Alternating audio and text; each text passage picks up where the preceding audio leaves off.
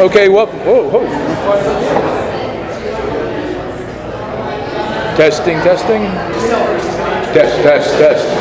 Welcome, everyone. My name's Ron. I'm an alcoholic. Hey, guys. Welcome home, right? Let's grab our seats and settle down. Real quick announcement. This group has purchased over 500 big books. It donates to treatment center customers, if you want to call it, or patients. And your contributions and support over the years have been able to carry this message behind the walls where it's needed the most. If you'd like to get involved, every Sunday night we do go to a treatment center. There's no requirement for that. You can come even if you just want to join along and listen, maybe, or partake in that. Because if you've ever been in a treatment center, you know what it's like to sit there and wish you had a message of hope and recovery. So that's what this group's about. So if you'd like to get involved, see us after the meeting. Don't forget to come and hang with us early. We have the world's best chairperson. Let's welcome Kara up here. Let's give her a warm welcome. Whoa.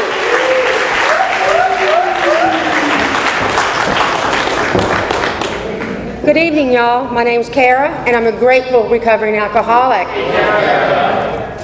Welcome to the Conscious Contact Speaker Group of Alcoholics Anonymous.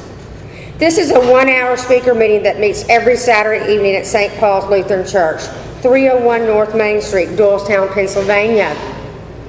Food and fellowship starts at 8 p.m. and speaker at 8:30 p.m.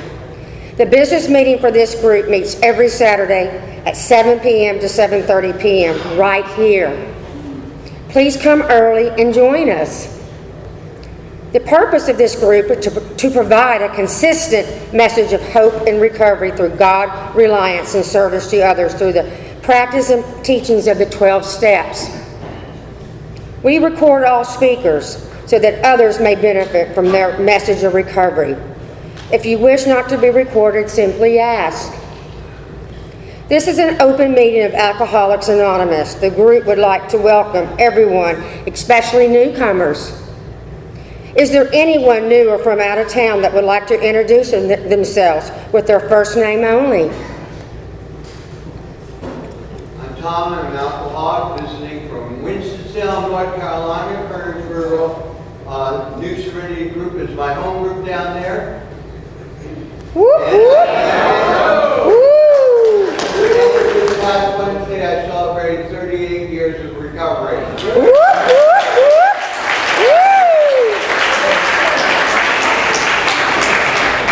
The Conscious Contact Speaker Group encourages sponsorship. Would anyone with working knowledge of the 12 steps and is willing to sponsor, please raise your hands. Thank you, everybody. Are there any announcements for the good of AA?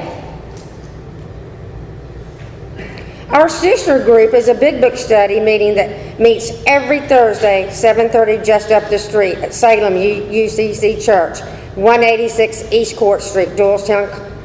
Coffee is at 6:15. It's in my opinion, it's the best big book around. So please join us. Now I would like to introduce Ashley to come up and read Just for Today Prayer of Recovery. Let's all give Ashley a warm welcome.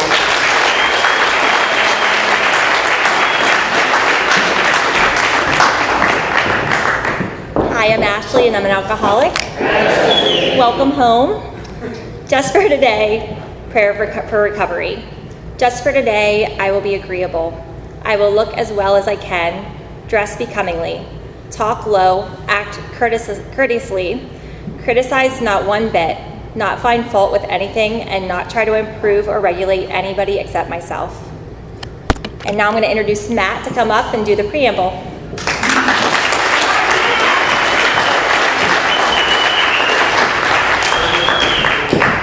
All right. Alcoholics Anonymous is a fellowship of men and women who share their experience, strength, and hope with each other, that they may solve their common problem and help others to recover from alcoholism. The only requirement for AA membership is a desire to stop drinking. There are no dues or fees for AA membership. We are self-supporting through our own contributions. AA is not allied with any sect, denomination, politics, organization, or institution. It does not wish to engage in any controversy, neither endorses nor opposes any causes. Our primary purpose is to stay sober and help other alcoholics to achieve sobriety. And now I'm going to have Andrew come up and read the 12 steps.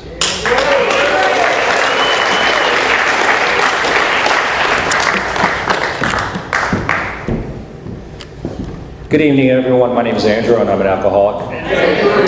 And these are the 12 steps of recovery. Number 1, we admitted we are powerless over alcohol, that our lives have become unmanageable. 2, came to believe that a power greater than ourselves could restore us to sanity.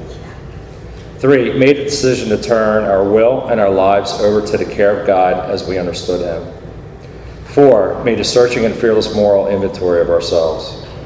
5, admitted to God, to ourselves, and to another human being the exact nature of our wrongs. 6, we're entirely ready to have God remove all these defects of character. 7, humbly asked Him to remove our shortcomings. 8, made a list of all persons we had harmed and became willing to make amends to them all. 9, made direct amends to such people wherever possible, except one to do so would injure them or others. 10, continue to take personal inventory, and when we are wrong, promptly admitted it. 11, sought through prayer and meditation to improve our conscious contact with God as we understood Him, praying only for knowledge of His will for us and the power to carry that out. 12, having had a spiritual awakening as a result of these steps, we tried to carry this message to alcoholics and practice these principles in all our affairs. And now I would like to introduce Kara back up to introduce the speaker.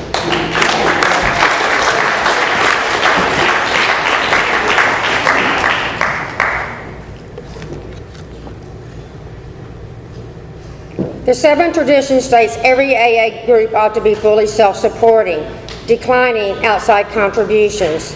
At this time, I would like to pass the basket.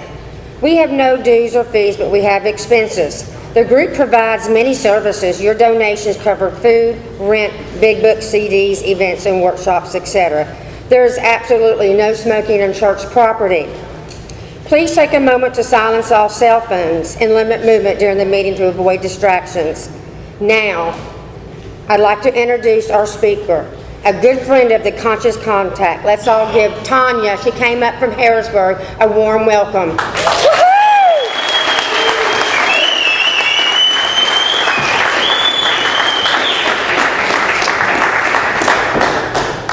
Hi family, my name's Tanya. I am an alcoholic. This is a big group.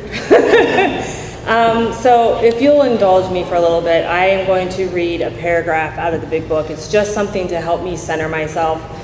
I'm hoping I bring a message that'll help someone out there. Because when I came into the rooms of AA, that's what I got. So this is from page 75 of the big book. We pocket our pride and go to it, illuminating every twist of character, every dark cranny of the past.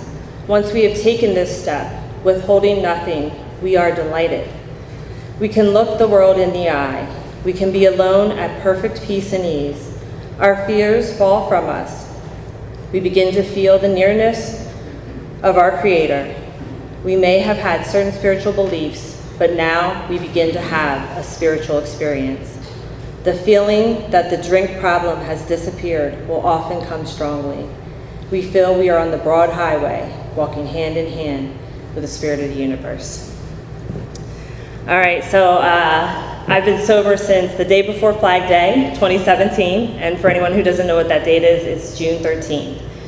And, for me, coming into the rooms of AA was not my idea. I come from Harrisburg, Pennsylvania, born and raised, and I am the third of 4 girls. And, growing up, I had a loving family. My parents were great. I went to a Catholic high school, and I tried to do college. I failed miserably. And I wouldn't have said when I came in on June 13th that alcohol was my problem. I'm going to talk about a lot of circumstances that brought me into AA. I'm going to talk about a lot of circumstances in my life. But what I do want to make clear is that's not what makes me an alcoholic. What I've learned in this room about alcoholism is that what makes me alcoholic is that when I put it in my body, I do not know when I'm going to stop. I don't know if I'm going to have one or if I'm going to have 101. I've learned in these rooms that even without alcohol, I have a mind that will take me back to the drink. And for me, drinking is a really bad idea.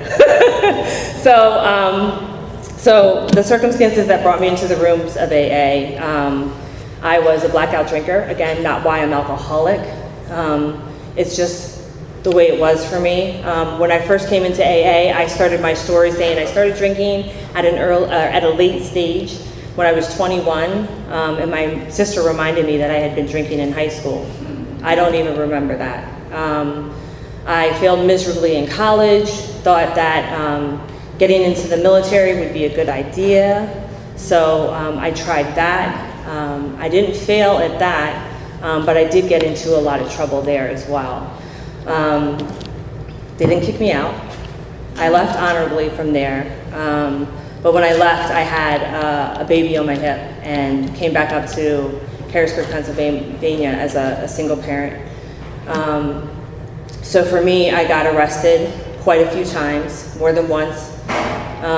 When I came into the rooms of AA in 2017, I would have said that at least I never hurt anyone, right? I had multiple offenses of driving behind the wheel while drunk, and I said I didn't hurt anyone. And for an entire year, I believed that story. I came into AA just to get out of trouble. I came into AA just because the circumstances of my life were unbearable to me. I didn't want to go to jail. I just didn't want to go to jail. And so I thought going to IOP would be a solution for me. I thought getting sober, just not drinking for a little bit would be an answer for me, right? I'll do the time, 18 months, 2 years tops, just to get out of trouble. And what I found here is something that today, I can't even believe that it's been over 6 years without a drink, and I'm happy about it. I came in, I was angry. When I came into the rooms of AA, I did not look people in the eye. I did not want to smile, and I was happy about nothing. And I wouldn't say that my name is Tanya, I'm an alcoholic. If step one was about honesty, that was the hardest thing for me to get honest about. I don't want to say it, because if I say it, you're going to want me to stop. If I say it, you're going to want me to do something about it, and I wasn't ready to do something about it. When I came into the rooms of AA, I didn't feel like I was welcomed home. I didn't know that what I brought with me was a whole lot of me. What I brought with me was a whole lot of shame and guilt. What I looked like, and this is how my mind will bring me back to a drink, I thought I was just a party girl. I'm having fun, right? But getting arrested time and time again is not fun, right? I was the type of mom who would leave my son home alone at a very young age because he's sleeping, and I would go to the bar. I'm the type of mom who, in 2007, my son, when he had just turned 7, rolled the car as a direct result of my drinking, and he was taken off in an ambulance. But when I came to the rooms of AA, I said I had never hurt anyone. My mind makes up these fabulous lies. My mind convinces me that it's okay. I'm okay. You guys are tripping. Alcohol's not the problem. I'm fine, right?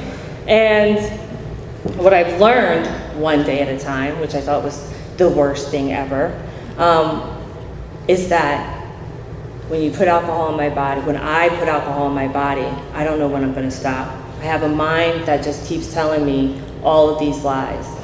So what I looked like coming into the rooms of AA, angry, I don't want to talk to anybody.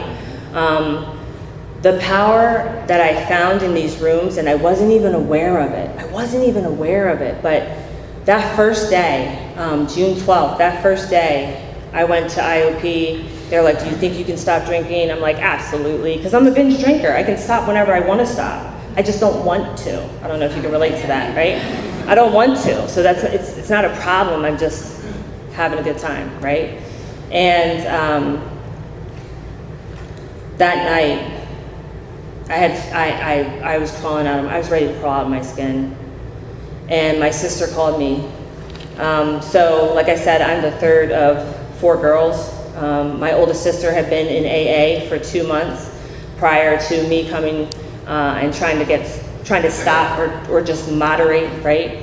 And she called me. She had relapsed. It was bad. She was losing her home, and she needed a place to stay. And I'm crawling out of my skin. It's only 5 o'clock in the afternoon, and the liquor store is still open. But when I got that call, right, that first happy, unexplainable, some people might call it a God moment. When I got that call, I was like, okay, maybe we can do this together, right?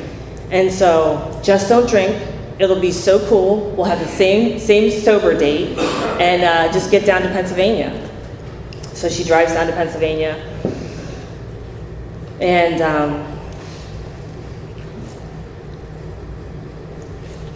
at this time I hadn't made it to AA. I was still thinking just IOP would be enough.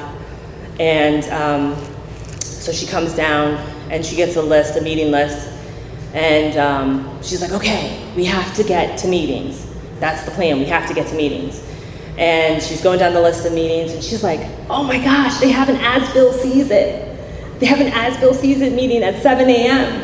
And I'm like, who's Bill? And why do I care what he thinks? And I would later find out that was a book. I would later find out that, Bill W. is the founder of this beautiful, life-changing, life-giving organization that I call Alcoholics Anonymous and that I call home today. And she was like, okay, that's fine. So we go to our first meeting. She's super excited, even though she just relapsed. She's still super excited about AA. I don't see what the big deal is. I don't see what there's to be excited about. She's sitting there, and they say, any newcomers? She says, hi, my name's Maria, and I'm an alcoholic. And for me, I was like, I'm with her. I'm not gonna say it. I'm looking at her, so she's talking to people after the meetings. I'm outside smoking a cigarette. I've got a very, very healthy back up, don't talk to me kind of vibe, right? And so that continues for a little while. God bless you. That continues for a little while. My sister's very excited. I call her Little Miss AA. She's very excited about getting plugged in. Again, I don't know what she's excited about, but I know that eventually I'm going to be court ordered to do this. I hadn't quite made it to my court-appointed date for this last DUI, but I knew I had pending charges. I knew that it was coming up in August, right? So it took me a little while to warm up to AA. But I will say this, when I did keep going to meetings, and when I did find a meeting that I felt comfortable at, the freedom that I felt was my second God moment, or happy unexplainable, or miracle, if you want to call it that. When I said, my name's Tanya, and I'm an alcoholic, something cracked. Something cracked, and I just was like, okay, maybe I can do this. Again, I'm not excited about it. What's there to be excited about? Not drinking for the rest of my life? Are you kidding me? But I know I'm an alcoholic. I've heard a couple of things. I started to relate to people in the rooms, right? Not because I wanted to, not because I thought it was a good idea, but I just knew I just couldn't drink. Just don't drink, just don't drink, just don't drink, just don't drink. And the God moments, the happy unexplainables for me was, how do I go from drinking every day, right? One of my stories that my mind tells me that tries to convince me that I'm not an alcoholic is that, well, you know what? I'm a binge drinker. I'm a party girl. I can stop. I can't stay stopped, and I didn't know that I couldn't stay stopped, but I can stop, and I would go months. There would be months where I wasn't drinking, right, because I had some important thing to do, or I was deployed to Egypt. There was always periods without drinking, therefore not alcoholic. And if I'm not a daily drinker, then I must not be an alcoholic. And through sitting through meetings and hearing other people share their experience, I started to hear my story. That line that said, oh, you know what, I'm not an alcoholic because I don't drink in the morning, until I did. Well, I mean, it's brunch, so like that's okay. Brunch Monday through Sunday, right? And then it was like, well, I'm not drinking every single day. Even if there's just a day in between that I'm not drinking, that was enough, right? So I'm not a daily drinker. For me, the truth was that when I came into the rooms of Alcoholics Anonymous, I was a daily drinker. Now, you don't have to be a daily drinker to be an alcoholic. Again, that's just the circumstances of what my drinking started to look like, right? When I put it in my body, I couldn't stop. When I finally really wanted to stop, I couldn't stop. And I didn't know what I know today. I didn't know that I didn't know that there was freedom in this room. I didn't know by doing a few simple things, a lot, that I could find some freedom, right? So I started going to more and more meetings, right? And I'm working, I'm holding down a job, right? Because I have pending charges coming. And I know I know I'm going to be court ordered to get a sponsor. Now, I don't want a sponsor because I've read the steps. I'm pretty intelligent. 1 through 12, got it, I'm good. 1 through 12, yeah, okay, yeah, I got that, all right. And I think I know, right? I think I know some things, even though I definitely don't. But what happened for me was there was one bad weekend where I really wanted to drink. And I don't know, I could have stubbed my toe. I don't know what happened that weekend. I just remember being very upset, right? And so then I wanted a sponsor because I think I'm gonna get someone that I can tell all my problems to, right? So I go to my IOP appointment and I say, I can't find any women to sponsor me. They're like, are you going to women's meetings? Oh, there's women's meetings? So I started going to women's meetings, and it was a Saturday night. I went to 3 or 4 women's meetings. The best one that I went to, I mean, they were all really pretty good, but the Thursday night one, the women had asked me to walk across the street and go have pizza, right? I'm like 60 days, stark raving sober, right? So I'm like, oh, we're gonna go have pizza? Okay, I'll go have pizza with you. So I'm sitting there, we're walking across the street, and I'm like, okay, I gotta get my story together, because they're gonna ask me about my DUIs, and they're gonna ask me about my drinking. And it was nothing like that. It was women sitting down having pizza and talking about their kids and talking about painting and just talking about life. And I don't know how to do that. I don't know how to do life. How do you do life and not drink? How do you do life and live sober? That ended up being one of my favorite meetings, living sober, because I just thought those 2 words together did not make sense. So that was my first sober fun. There was a woman there who has a Scottish accent, and she was talking about throwing something in the fan, and why would you throw that in the fan? So anyway, it's not going to make sense because I'm going to skip that. But anyway, I was laughing. I was sober and I was laughing, right? And I was feeling connected. There's just something about the laughter that I hated the laughter when I came into the rooms of AA, but now I've learned to love it. And on that day, about 60 days in, they invited me to a Saturday women's meeting. I went to that meeting, and that is where, if you want to call it a God moment, my next tangible, for me, God moment happened. There was a woman picking up an 8-year chip. She started sharing some things that I could relate to, and I'm sitting in the meeting. I'm like, oh, I think she's the one. She's going to be my sponsor. But okay, so what should I? And the entire meeting, I'm missing the entire meeting, mind you. And I'm all in my head, and I'm just like, okay, so what do I say to her? Maybe I should share. No, if I share, she's gonna know I'm crazy. I can't share. I was like, okay, so what am I gonna? Okay, after the meeting, I'm gonna go up to her. I'm gonna ask her something. I'm gonna ask her to sponsor me. Okay, I got it. Right, meeting's over, and I lose my nerve. Right, totally lose my nerve. And the women who invited me to the meeting are standing there talking to me. I turn around, and she happened to be, she's standing right there in front of the literature because she had a service commitment to sell literature at that meeting. And she says, are you looking for something? I was like, yes, I'm looking for a sponsor. So then she starts asking me some questions. Well, how sober are you? I'm very sober. She was like, okay, do you have a big book? Do you have a 12 and 12? I got a big book because my sister told me I had to read the first 164 pages. So I did that homework assignment. I don't have a 12 and 12, so I got the 12 and 12. She's telling me, okay, so read step 1 out of the 12 and 12 every day for 30 days. I'm going to need you to call me every day, and already I want to negotiate. Call you every day? Can I text you? And she was like, no, I want to hear your voice, and if I don't answer, I want you to leave me a message. I don't even talk to my family every day. You want me to call you every single day? She's like, yes. That is your job, your commitment to your sobriety. I was like, okay. She's like, and I only have one other request. I'm like, okay, I'm ready, I'm down for it, I'm gonna do anything. Don't lie to me. Oh, I never lie. Right there.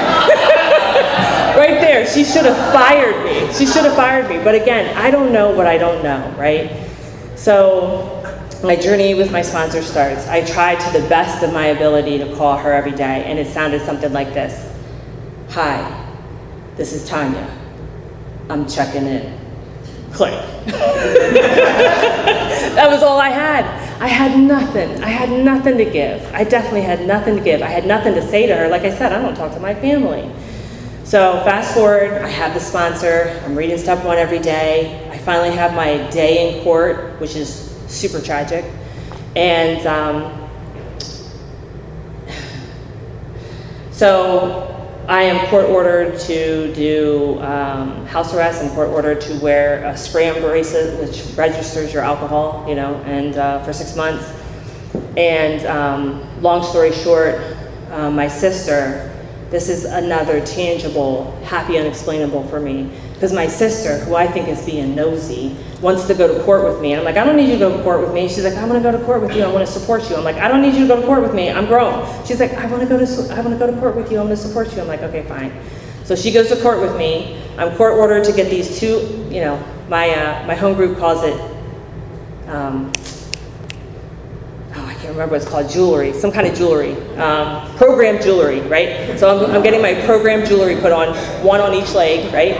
And so I talk to the judge, that's over. I go to get these program jewelry put on, and they tell me that they don't have the scram. So what they're gonna give me is this like blow and go. And it's 717, that's our area code, 7 a.m., 1 p.m., 7 p.m. I have to blow into this thing, and it's gonna count if I have any alcohol in my breath or anything like that. And I say to the officer, to the nice gentleman, that doesn't work for me. And he starts yelling at me, and I'm sensitive, right? I'm barely sober, and I'm sensitive, and he starts yelling at me, and I start bawling, and he's telling me how to go to a different location, and I will do this, and I will comply with the judge.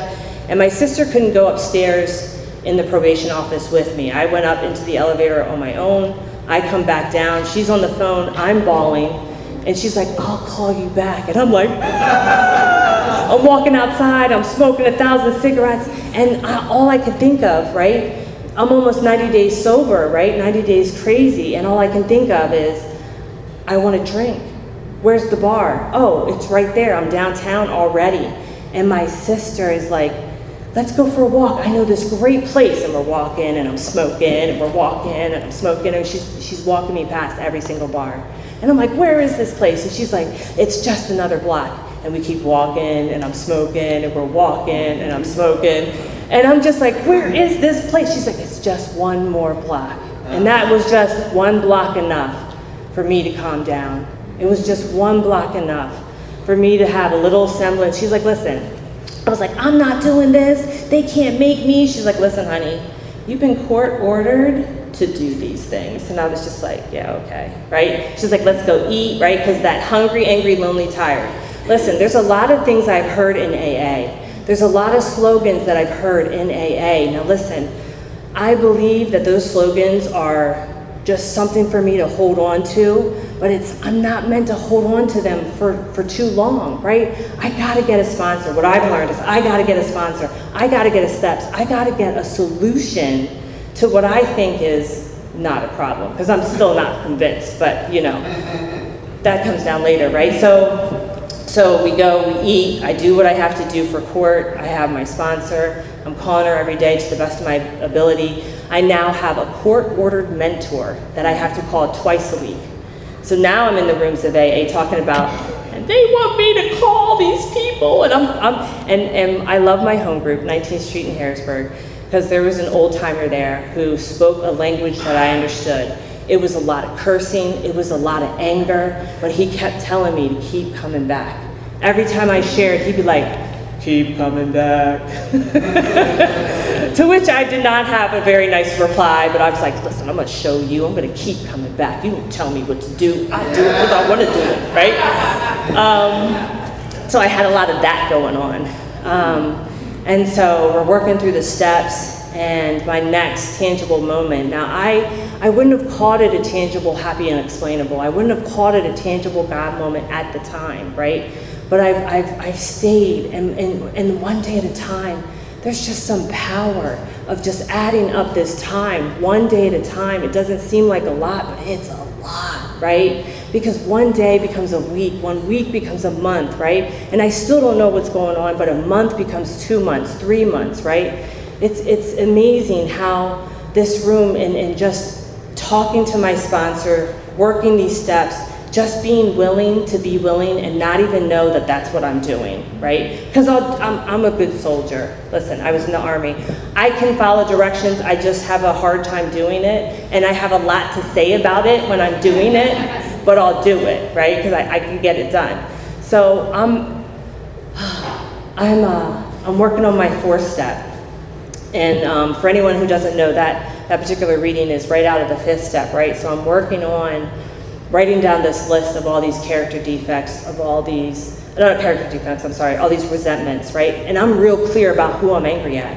I'm real clear about that. I know exactly who I hate. You want me to write a hate list? I got it.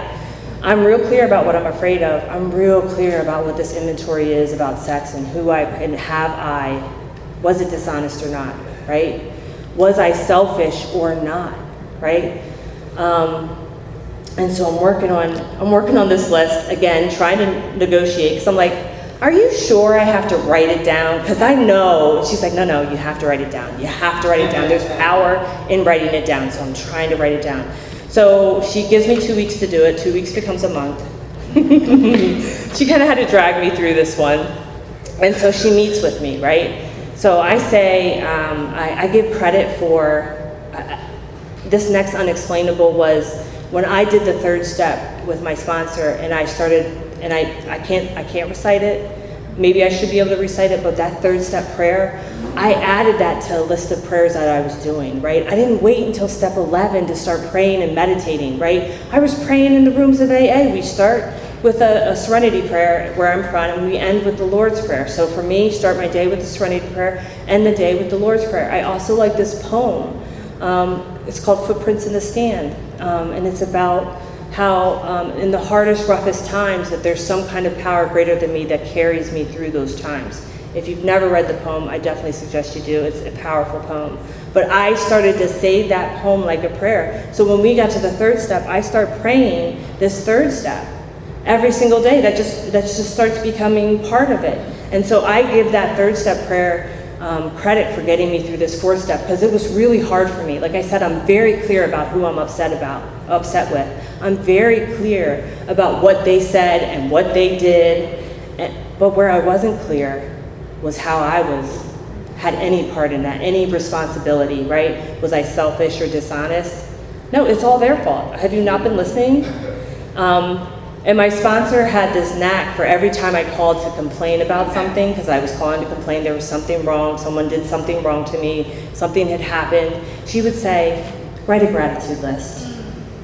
Where are you at with your service commitments?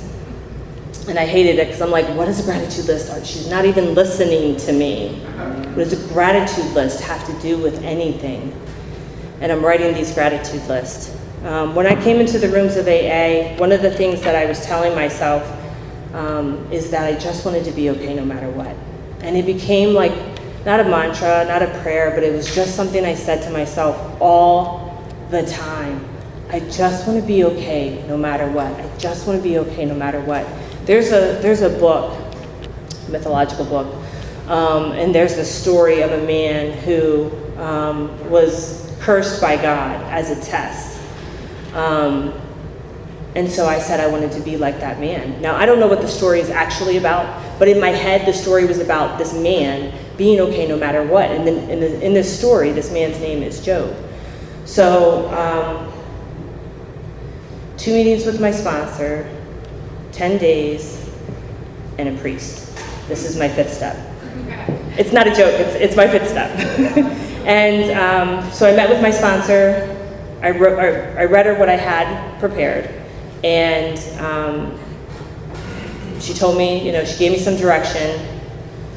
I redid it, but there was one thing on my list that I left off. One thing that I had so much shame and guilt about that I could not write it down, but I promised myself I was going to tell her. It was just this one little thing, so it's not one little thing, it was one big thing, that to me it was big. So the second meeting with my sponsor, I tell her, I'm reading her everything, I'm crying uncontrollably, and I forget. I go home, right? They say to do that hour. I don't know if I did that hour, but I definitely fell asleep. I was exhausted, right? There's a lot of emotions in looking at my behavior and being honest with someone.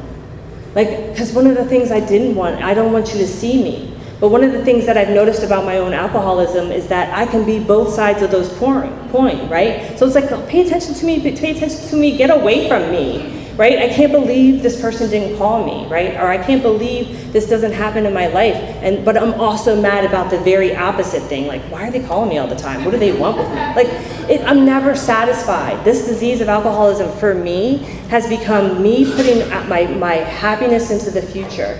If I could only have this thing, if I could only do that thing, then I would be happy. But then when I get there, I'm immediately dissatisfied and I want something else, and I'm always putting my happiness out in the future. The rooms of AA have taught me to stay in the present moment, but I didn't know that. So as I'm working on my 5th step and I forgot that one thing, I wake up in the morning, it's a Monday, and I realize I forgot that one thing. So I meet with my sponsor every Wednesday, so I promised myself I'm going to tell her about it on Wednesday. But as the day goes on, one day becomes 2 days, 2 days becomes 3 days that I didn't tell her. We didn't meet for whatever reason on that Wednesday. And that thing became heavier and heavier. And now I can't tell her because it's so, why? I'm like, should I call her and tell her? I'm just as crazy as I was 90 days ago, right? Should I call her and tell her? I don't know. So that Saturday I happened to be going to a women's Catholic conference with my sister and my mom. So I grew up Catholic. My parents and my sisters are still very fond of the church. I, however, have found more spirituality and a closeness to God in this room. But I went to the conference with them, right? Because now I'm trying to be a good AA. I'm trying to be a good daughter, is what I'm trying to be. And so I'm at this conference, and I realized maybe I can tell this priest that thing that I forgot. Maybe I can tell him that, right?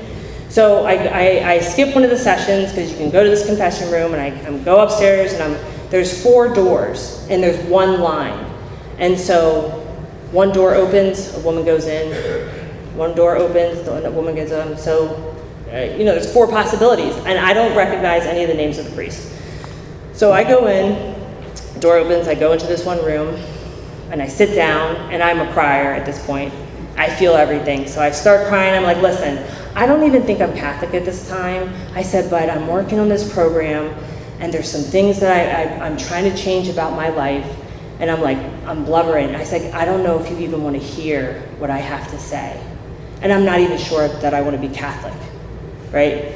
And he looks at me, and he says, by any chance, are you talking about the 12-step program, Alcoholics Anonymous? And I said, yes, I am. And he says, my name is Father Job, and I'm an alcoholic. And that, I just started bawling again. So he heard what I had to say, and I can't claim. I've heard other people say that finishing their 5th step is this huge amount of freedom.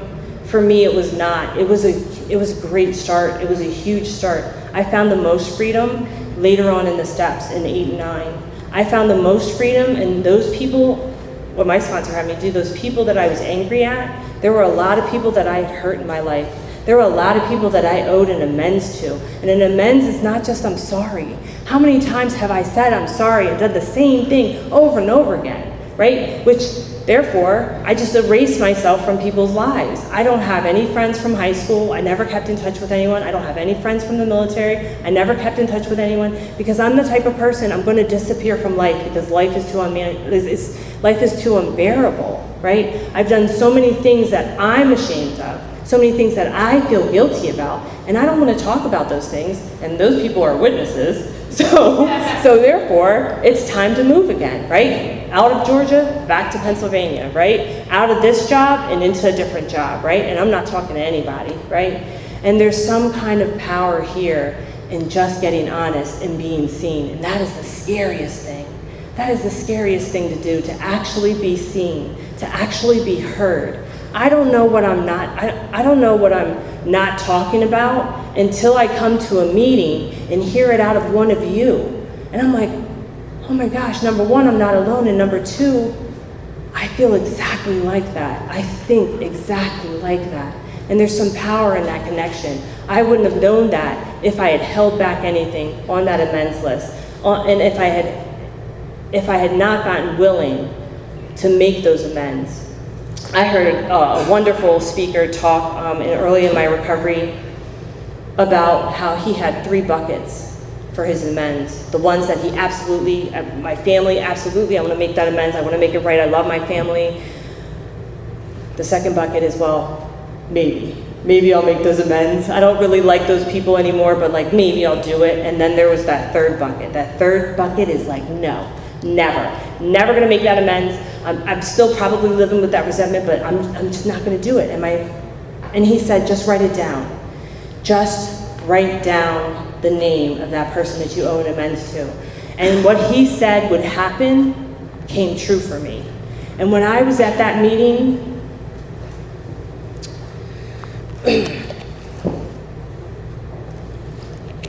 that was the first meeting where I'd said, my name is Tanya and I'm an alcoholic. And that was about somewhere between 30 and 60 days. And this man said, I continue to work the steps.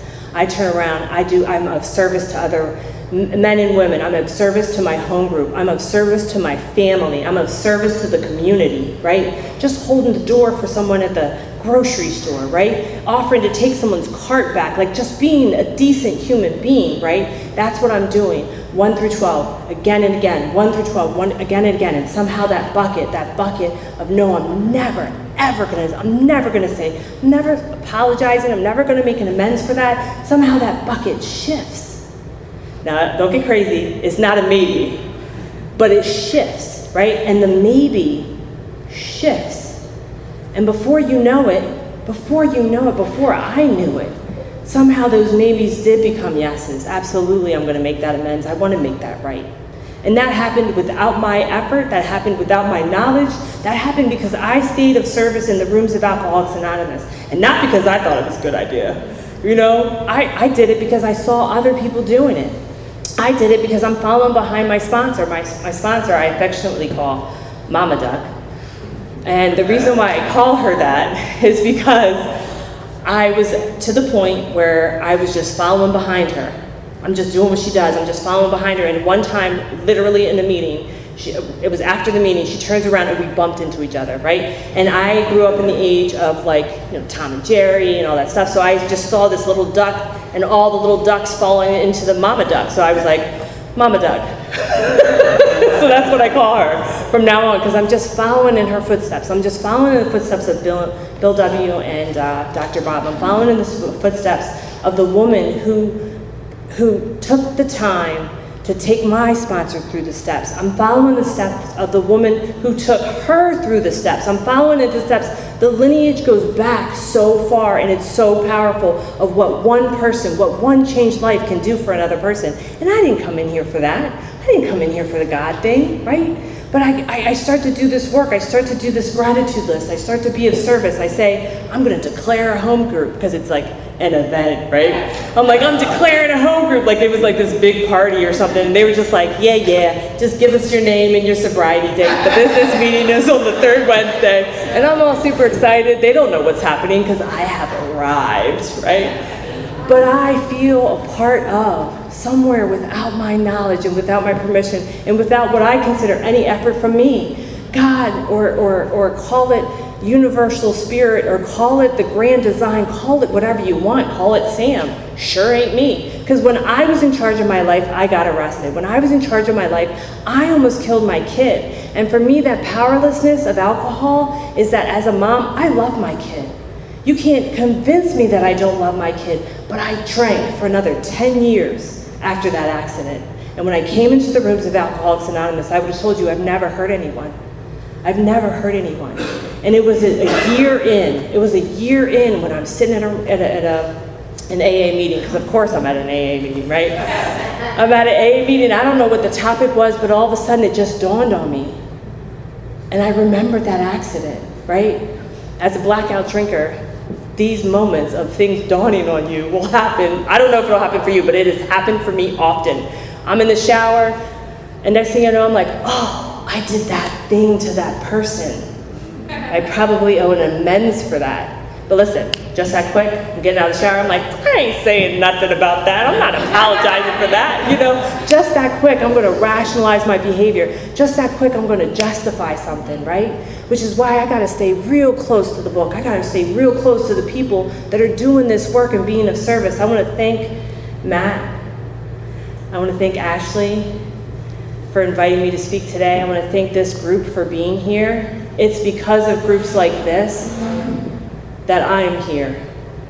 When I came in, there was a lot going on in this mind of mine. I was never in the present moment. Like I said, I'm looking in the future because I got legal pending charges. Again, circumstance, not the reason why I'm an alcoholic, but circumstance and consequence of my alcoholism, for sure, right? I'm in the past, I'm afraid of that, I'm ashamed of that, don't want to talk about that. Let's hide that under a rug and not ever speak of that again or talk to those people, right? But instead, Alcoholics Anonymous has me out here wanting to make it right. It's given me the power. It has given me the power to hold my head high. It's given me the power to say, you know what? I messed up. But listen, I'm not prompt. The step does say that we probably admit when we are wrong. I'll get there. I'm gonna say it, you know, but I drag my feet a little. But it's a lot better than I was, you know. Day one, year one, I wanted nothing to do with sobriety. I didn't even know what that was, right? And somehow, some way, my life has been inexplicably changed, right? I'll tell you a couple of crazy stories of my sobriety. 2020 was a rough year, right? And I decided, it was also a leap year for anyone who doesn't know. And I decided I was working with Intergroup. My home group was working with Intergroup. And we were gonna have a leap year party, and it was gonna be a bash. It was gonna be amazing, because I have a party girl, remember that. So my first year, I was doing New Year's Eve dances. My first year, they told me that I was gonna be the GSR.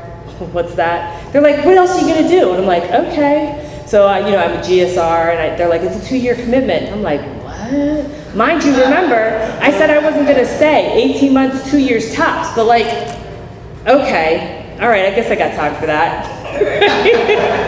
So, this is going on year 3, right? And we're planning this leap year party. And leap year is an amazing year. In my head, it's that magical, mythical, unique unicorn. It only happens once every 4 years, and it doesn't exist the other 3 years. So I think it's gonna be cool if I just go out and have one drink. This is how my mind works. I'll go out and have one drink on the 28th, come back in. Leap year's my new sober date, baby. Like, it's this crazy. I thought it was a good idea. It's because leap year doesn't exist any other year. So like, of course I need this to be my new sober date, because I just want to have one. I want to have one. Let me tell you, I don't want to have one.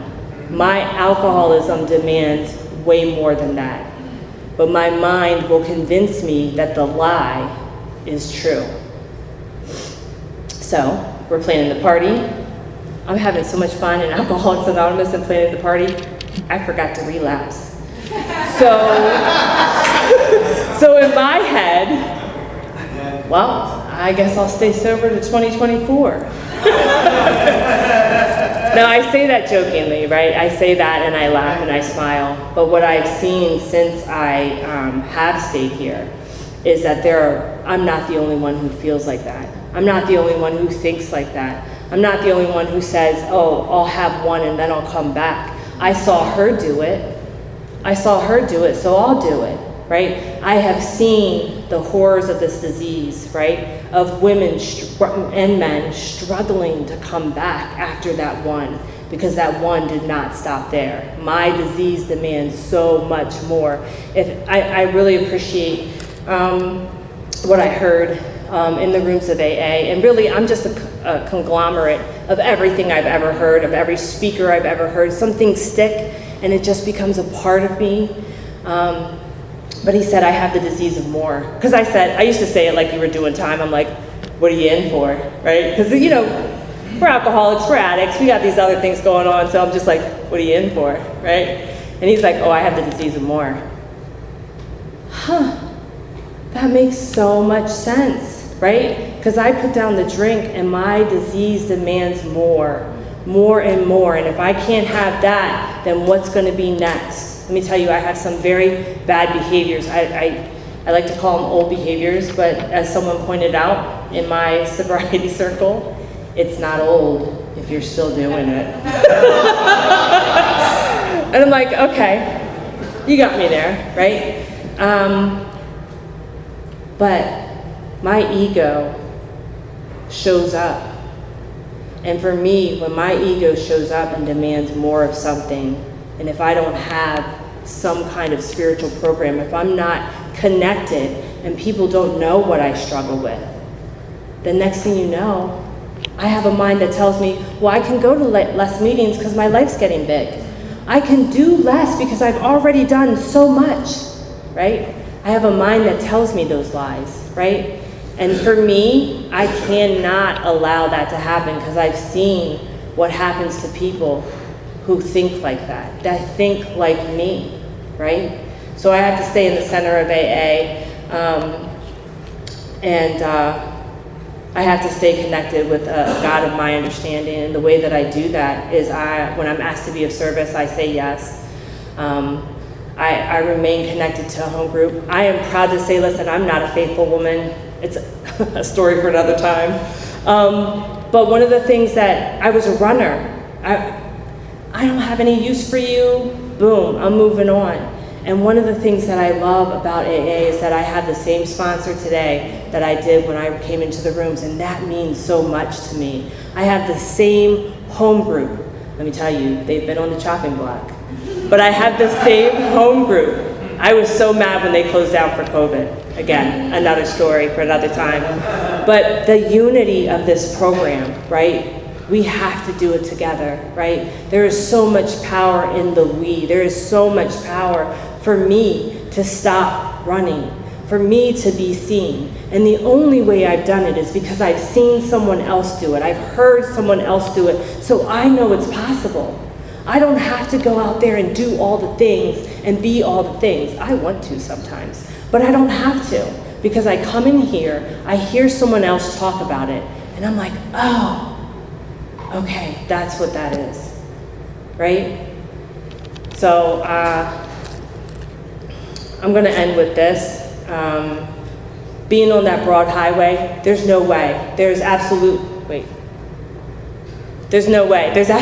no way that I would stay here if life wasn't getting better, if it wasn't getting better. The funny thing about the it, right? I used to think that everybody outside of me was the cause of my problems. It's the PO, it's the judge, my sponsor doesn't understand, it's my employer, right? My kid's not acting right, it's my parents, they don't understand. I thought it was you, and I just met you, but you're the reason why my life isn't working, right?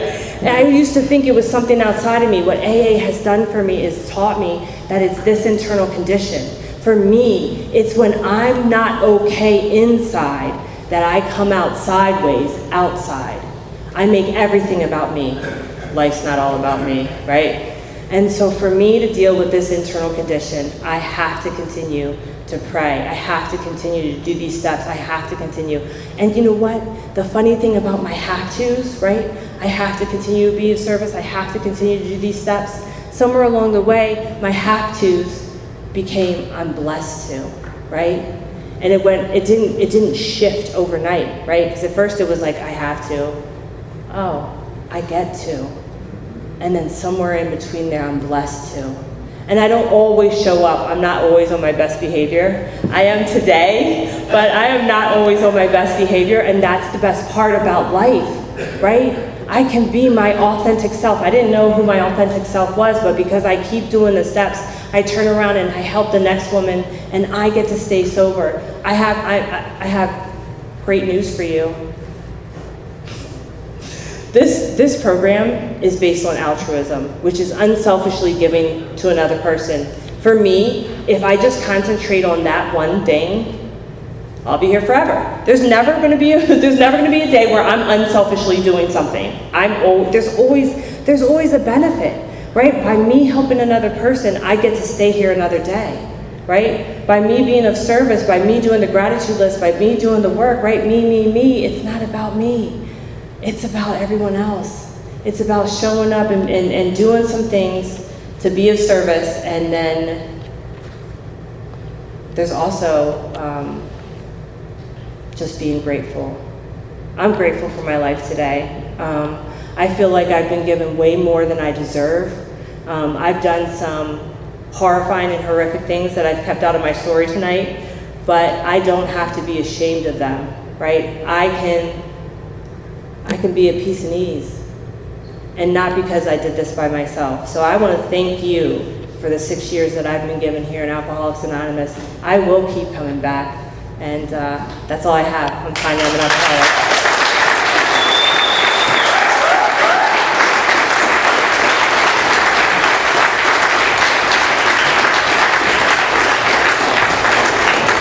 Okay, good evening, everybody. My name's Brian. I'm an alcoholic. First and foremost, I want to thank Tanya for coming out here tonight and delivering an incredible message. Hoping recovery to our group here. Couple quick announcements and we'll wrap it up here. As was mentioned, the food and the fellowship for this group starts at 8 o'clock, so feel free to show up early, enjoy the coffee and refreshments we put out. We have opportunities for service available. As Ron mentioned, this group has meetings that we bring into hospitals and institutions. So if that's something you'd be interested in, is bringing a message of hope and recovery to the front lines, see me or a home group member after the meeting and we'll get you plugged in with that. There's always a meeting after the meeting, so if you're out there and you're new or you're struggling, or if you've been coming around for a while and it's just not working, hang out with us. There'll be a whole group of us hanging out after the meeting. If you want to help us out breaking down the meeting, we're going to have to put away these chairs. These chairs in the front and on the sides will go up on the racks. The tables on the back are set up for the church, so the tables and chairs back there will stay right the way they are. It's customary for us to thank our speakers. They come here on their own time and expense, so we usually form a line in the front here, and we thank our speakers. Thanks to everybody for helping out with the meeting tonight, to our greeters, our readers. Thanks to Ed for helping out in the kitchen, but most importantly, let's thank our speaker, Tanya, one more time.